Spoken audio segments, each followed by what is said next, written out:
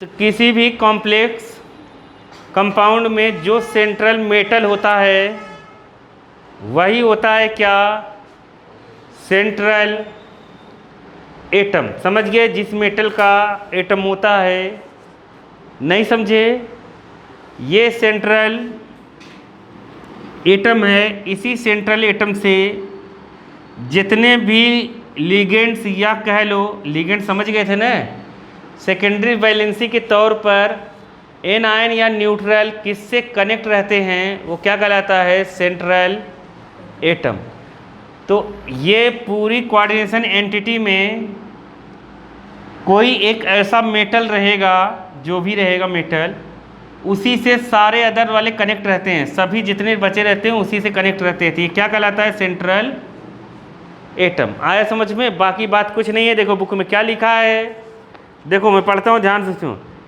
In coordination entity, तो मतलब ये पूरा कोऑर्डिनेशन एंटिटी है कि नहीं है? पूरा क्या है, कोऑर्डिनेशन एंटिटी। समझ गए?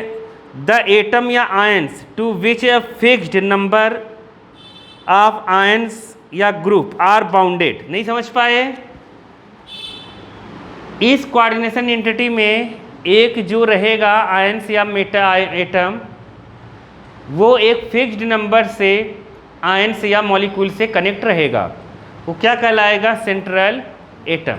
सेंट्रल एटम कोऑर्डिनेशन एंटिटी में ही रहता है, लेकिन वो ऐसा रहता है कि जिससे सारे आयंस या फिर मॉलिक्यूल्स कनेक्ट रहते हैं, कंबाइंड रहते हैं। नहीं समझ पाए क्या? नहीं समझे? बाउंडेड रहते हैं। आया नहीं क्या?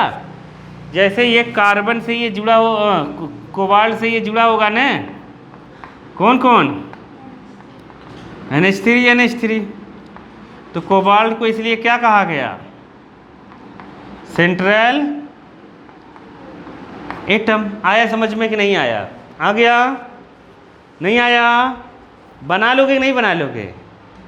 जो मेटल एक ही रहेगा, मैं बार बार बताया हूँ, अपने सिलेबस में मेटल केवल क्या है, एक। तो उसमें तुम्हें कोऑर्डिनेशन कंपाउंड में देखते ही पता चल जाएगा कौन सा सेंट्रल एटम है। नहीं समझे? जैसे मैं ये कहता हूँ, जैसे देखो FeCN6 है, क्या है, FeCN6 है। बताओ सेंट्रल एटम क्या है इसमें? सेंट्रल एटम क्या है इसमें? Fe, iron. कॉमन सेंस की बात है वो तो। आया समझ में कि नहीं आया? नहीं आया? देखो बुक में भी दिया है। हाँ इधर भी बनेगा ना, वो तो मैं केवल ऐसे ही बता रहा था। तुम नहीं समझे? ये टेट्राहेड्रल है ना, टेट्राहेड्रल ऐसे ही बनेगा, ये बताया था ना मैंने, 6 बनेंगे। तो मैं बता रहा था इसी से सब कनेक्ट रहेंगे। अब सुनो, उसमें देखो बुक में एग्जाम्पल भी दिया है ये सब। एक चीज़ और दिया है, सेंट्रल एटम्स या ions also referred to as Lewis acid. क्या? Lewis acid. याद रखना, सेंट्रल एटम को हम क्या कहते हैं, लुईस एसिड। अब तुम लोग सोच रहे होगे लुईस एसिड क्या है? तो एक होता है लुईस बेस और एक होता है क्या, लुईस एसिड। जो लोन पेयर को, मतलब इलेक्ट्रॉन पेयर को एक्सेप्ट कर सके, क्या कर सके, एक्सेप्ट कर सके, वो क्या कहलाता है, लुईस एसिड।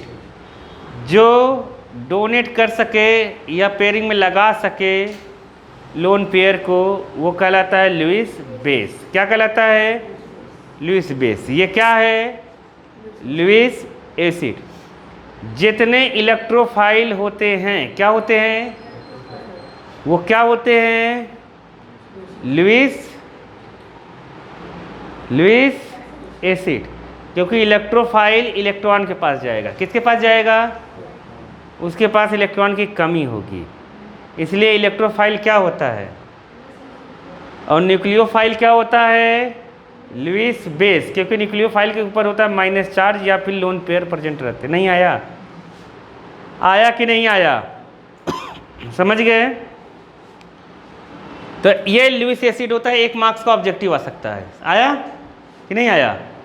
एग्जाम्पल देके बता लोगे ना, देखो बुक में भी एग्जाम्पल दिया है, तुम लोग समझ गए होगे।